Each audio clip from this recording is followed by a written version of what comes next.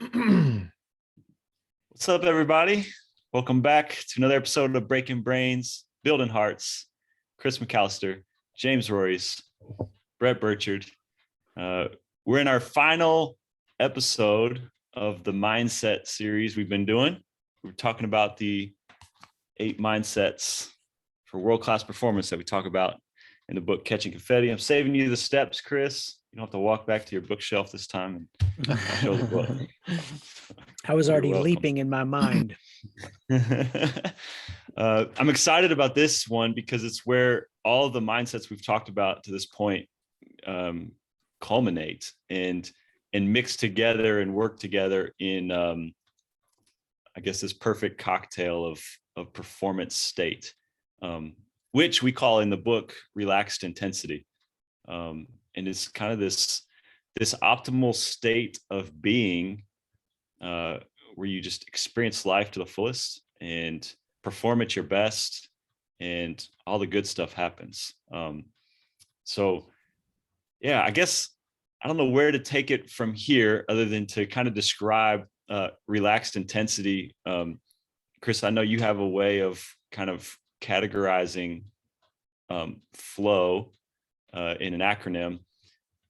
But I guess I'd also want to hear about your all's experience in relaxed intensity or flow experiences, and where it shows up for you the most. But relaxed intensity, just in defining it, being a relaxed presence, nothing to prove, nothing to hide, not chilling on the couch, but surrendered our skills to instincts. We're not forcing anything. We're cooperating with what's unfolding. And then an intensity of focus, not a furrowed eyebrow, stressed out focus, but full absorption in the moment, removal of all distractions, high alertness, high attention. So you're fully present, fully engaged. Like I said before, I think it's where the beautiful stuff happens, the best stuff happens.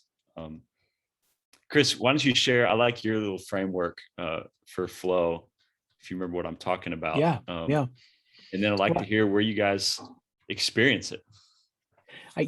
Of what you're describing, before we even get into flow, it's the biological state we aim for: alert and calm. Like, that's when we are at our best. From an evolutionary standpoint, we're caught between the battles for those two things, which is why modern expression of living is so difficult for people, because it just messes us up on all these fronts. There's so many things that get us looped in and obsessive and worried. And yeah, we're fighting this losing battle systemically. If you look at large populations, first world, that are very wealthy, staying alert and calm at the same time, maintaining those dual states, that's where everything beautiful happens, because it can. So it's kind of like, there's some people that just aim for alert and calm and they're happy, but they're not having, or they're fulfilled, maybe is a better word, but they're not having the flow state beyond that. That is the mystical experience. That is the transcendent experience. That is the meaningful experience.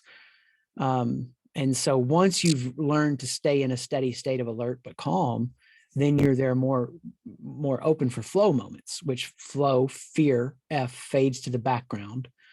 And that fear is existential. We want people to like us. We want them to think that we do a good job at whatever we're trying to do. So the fear fades to the background. There's a loss of time. We're not relating to time in a healthy way, the regrets of the past or the anticipation of the future that causes anxiety. There's an overflow of practice, which is what you said. You surrender your skills to instincts. There's something that you've been doing where you've practiced it enough that you then can get into the we and me consciousness. So it's something that you're having as an individual experience, but it's a part of a group experience also.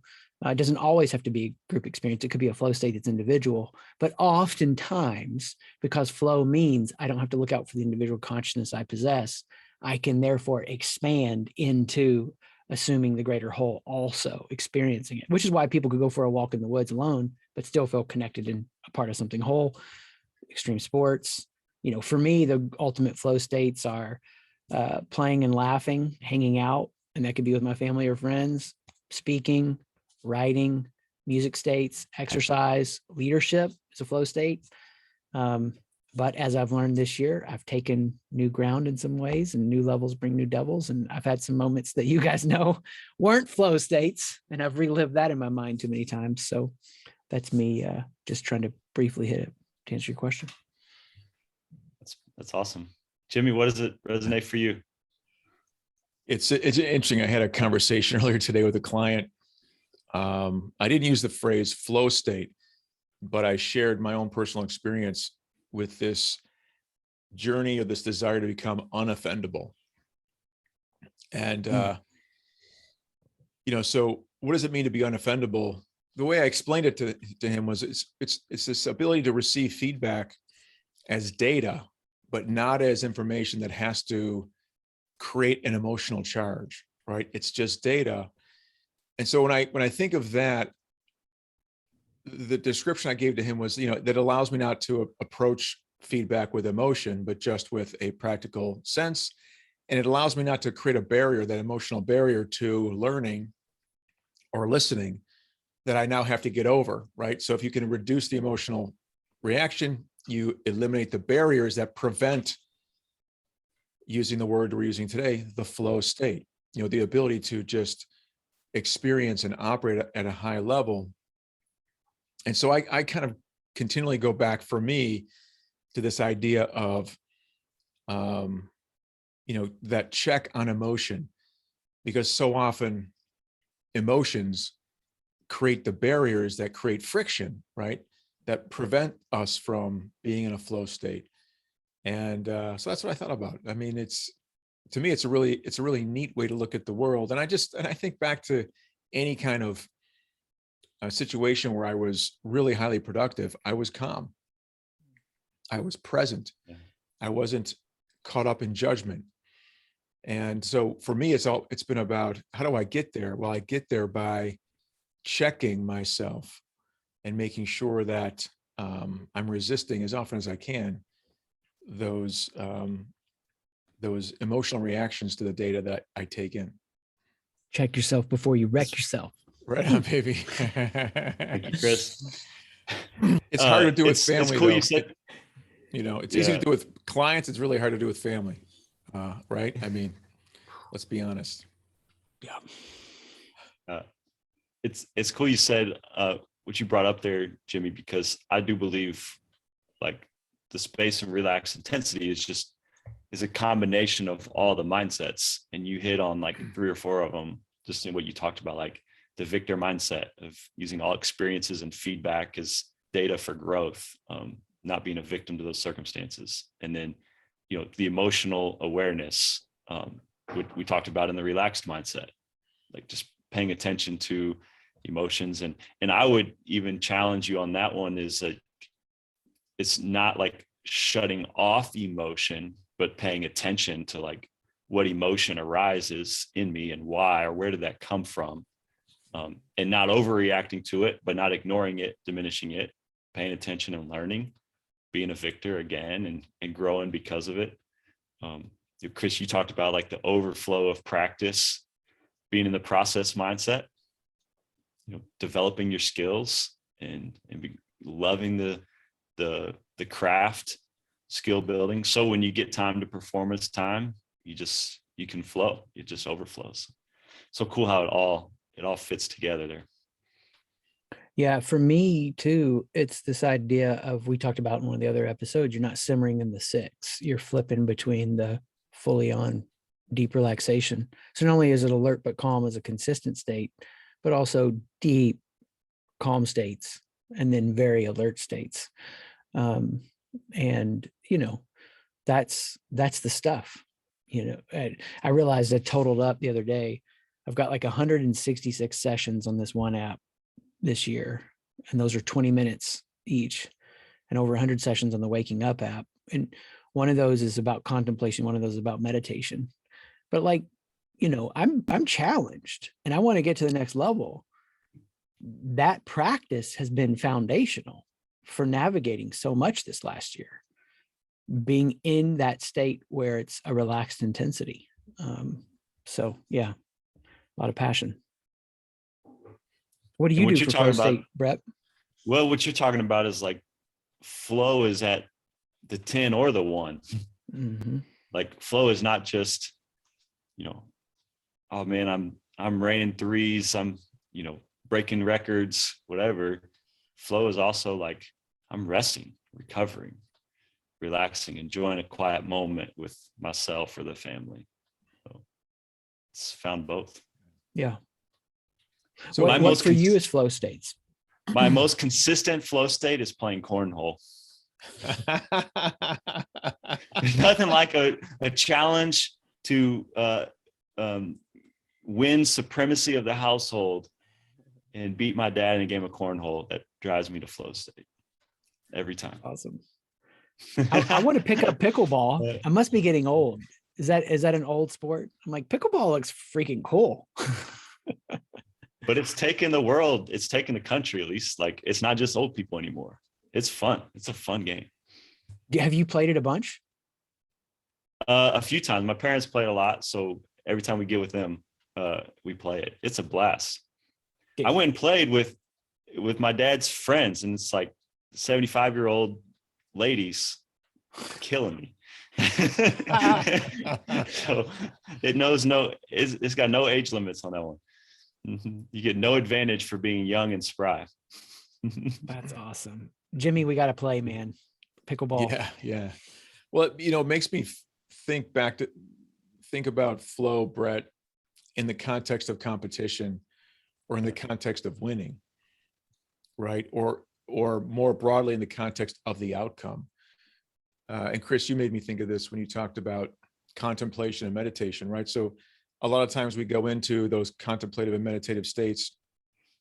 The advice is, don't think about the outcome. Don't think about what you want. Don't think about achieving or doing. Just be present.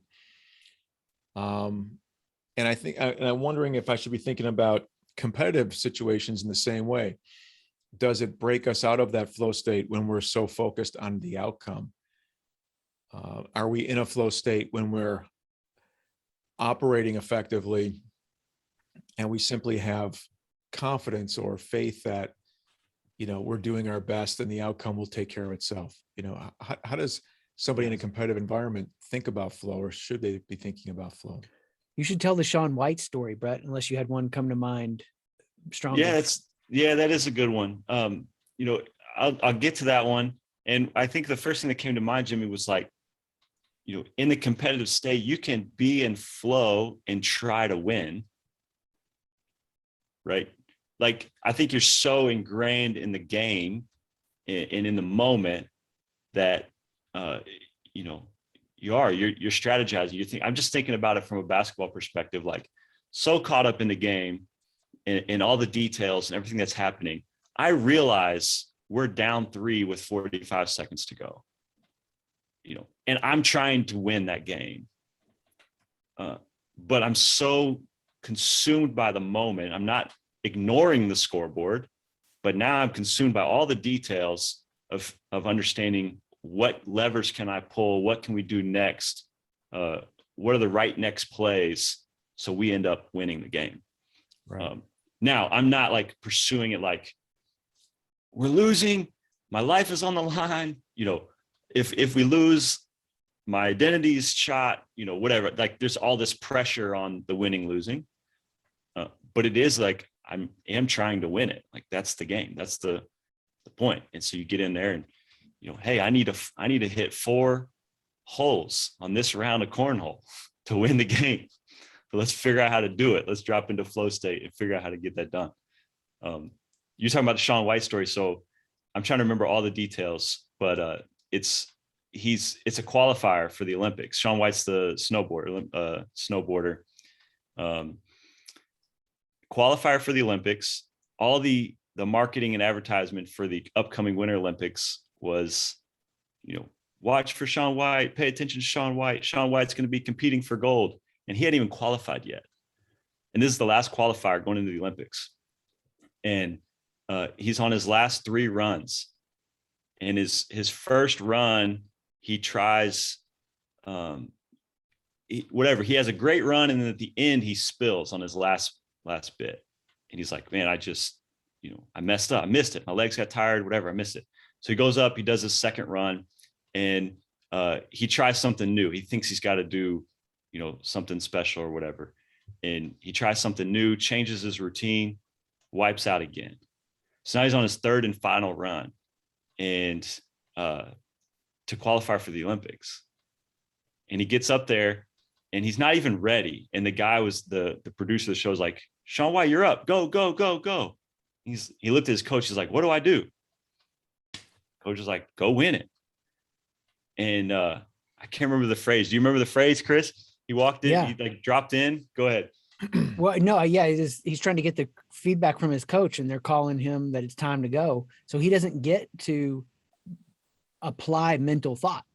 And so then he nails the run. Why? And he talks about it. I got up there and I got out of my head basically, and I was just who I was. Rough paraphrase, but yeah, just went a little crazy. Like he's like, just go for it. Just go surrendered crazy. to instincts. Surrendered. And that's the, for the people that are applying themselves to learn like crazy, if you're growing, you're in places where you may not feel amazing about what you're doing because you're getting a lot of upgrades to your view of reality. I mean, how I emotionally felt about myself and my performance in 2019 is, in my mind, it felt way better than I feel about myself right now. But it's not that I've gone backward. It's that I'm trying to take a new level. And so there's a lot more time, I'm getting lots more scrapes and bruises. So when those moments of extreme performance come, I can surrender to my instincts and be at another level. And I just love that. I love that story because that's the idea. When we're in our head too much, we suffer. Rationality is wonderful for our species, wonderful as a step of maturity and growth, terrible as an endpoint. And more people are talking about that, in society, that it's more about the integrated whole experience, which let's freaking go on that all day. All right. All right. Where is this showing up for you, Jimmy? I love the conversation. When I hear you guys talk about it, I think about this idea of judgment, right? So whenever we start thinking about, I think this idea of winning is great, right? The intensity comes from our commitment to the outcome, but we can't achieve the outcome if we're consumed by it, right? If I'm consumed by what ifs, then I'm not focused on what I'm doing. And so we're distracted, which is what I think Shaun White was talking about, right? So he's in his head, he's distracted from what it's going to take to be successful. And that's creating a barrier for him. And I think the same thing applies in all of our lives. When we start thinking too much about outcomes and what ifs, we get into that judgment, we get into that doubt, and we haven't even done anything yet. Like we're talking ourselves out of it. We haven't done anything yet. And it always has bothered me when when I would say to somebody, hey, why don't you give it a try? No, it'll never work. Nah, it's not gonna, the odds are too high. Like, well, how do you know? I just know, I'm not gonna worry about it. So it's like, it's that kind of a process where we are defeated before we even give it a shot. But if we could get rid of the judgment and get rid of this need to be right and get rid of this fear of being wrong or of having our identity challenged, we could just flow and find out. Who gives a shit? Just find out. What's it going to cost you? Which is the childlike state. And that gets beat out of emotionally, psychologically out of children. It's probably too harsh of a verb to use, but it feels true. The approach that says you either do it wrong or right versus I'm learning because everything is graded. So it's all wrong or right. And I think for me, the trick is I suffer the most when I apply the intensity of my focus into trying to get to an outcome or avoid an outcome. I am most fulfilled when I apply the intensity of my focus into the learning, upgrading of skills, what is and isn't working. And for me, when I'm at the edge of breaking through to a new level is usually when I'm having to fight that battle the hardest and make that conscious choice of, okay, Chris, you're looping around on the outcomes and you're suffering because of it. And there's psychological and physiological things you can do to help with that, because listeners could suffer if they thought it's just as easy as switching something. Sometimes it's going for a run, staying with your physical routine, supplementation, nutrition, all those help that process. Hmm. How we Yeah. grow and learn. It's good. And that brings up, this, and who knows if what I'm going to say is going to offend anybody, but it's reality. It's this, I grew up young, hearing the phrase, you can't teach old dogs new tricks. Mm. And then as I got older, I actually had a lot of friends who were older who began to experience ageism in the workforce. Right. And I'm thinking to myself, it doesn't make any sense that you wouldn't hire somebody with 30 or 40 years experience who can guide you past all the mistakes that you're bound to make because you don't have that perspective. And then as I began coaching and helping organizations hire people and develop people, I realized, part of the challenge that folks with more experience bring to the table is they also bring more biases. They also can tend to not be as open to learning. There's only one way, and it can tend to frustrate the learning process, and it can tend to pull a team out of flow. And again, I'm not generalizing for everyone, but this is a tendency that anyone with knowledge can move toward. And so the greatest challenge I have as a coach and as somebody who hires and develops people is when you bring somebody into the organization who has a lot of experience and has exactly what you want, are they going to be coachable? Are they going to be trainable? Are they somebody that can bring that experience and knowledge to a new situation, in a new time, in a new day, in a new company, in a new environment, and leverage that experience as knowledge, as data to feed a new decision-making process unencumbered by judgment of what, based on their past experiences? Or am I going to bring somebody in who's just going to stifle creativity, stifle growth, become a barrier, and challenge the organization every step of the way? That's the point for me of the relaxed intensity. It brings the new learning. So it's like after age 40, the percentage of actually making changes and thinking new thoughts about yourself, like the number, I forget, it's so low. After 50, it's virtually non-existent. So, statistically speaking, now we're all dedicated to being the exception, not the norm, to be the anomaly. I want to be 67 years old and go, whoa, I'm upgrading my paradigm for reality. I'm thinking a new thought. I'm leaving the current box that I'm in. Right. And I think when you're growing that way, you can't unthink those thoughts. They're like revelations. They change you. And the relaxed intensity has you in the place that you can see and experience and feel and hear those insights. So whether it's a moment of performance like Shaun White, he walked away knowing something about himself that he didn't know as well before, or it's in the many, many sessions of practice. The relaxed intensity keeps us in a place that we can think those new thoughts. Mm. I love that. What that's making me think of is, we started off talking about flow as a situational moment or a situational experience, but we've ended up thinking about flow as a lifelong experience. And, can you imagine being in your 60s, 70s, 80s, and 90s? If you're learning, if you're always challenged, if you're always asking questions, if you maintain that curiosity, wouldn't life at 80 or 90 be as revealing and fulfilling as life at 60 or 40 or 30? Dude, I can't recreate a past moment of flow. I can't attach to it. I can only embrace what is and get to the next moment.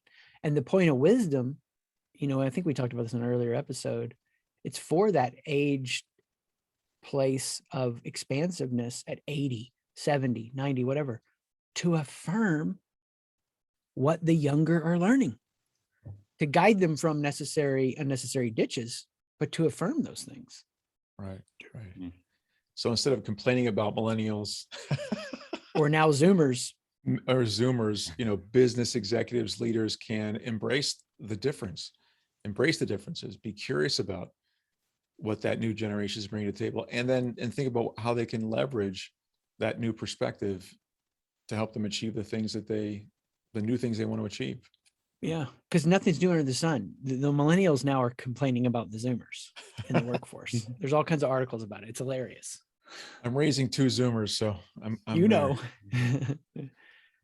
Before we get sidetracked, I want to hold it there, because what you just said, Jimmy, was like the perfect place to leave us and contemplate on, like this idea of flow, relaxed intensity being a life experience, not just a situational outcome or a performance hack.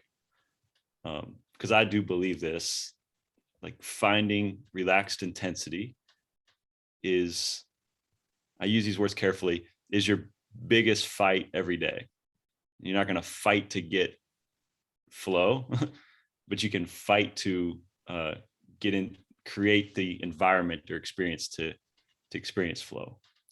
More than your goals to hit a sales quota or initiate change at work or recruit new talent. Like if you can find that relaxed intensity, that flow state, everything else comes with it. Yeah, something new Awesome. to think about. It's something new to think about. Thank you. Fun conversation, guys. I love this stuff. Been a joy to go through the mindsets with you guys, hear your perspectives on it. So that wraps up another episode of Brains and Hearts. James, Chris, good to be with you guys again. See you next time. Peace. Cheers.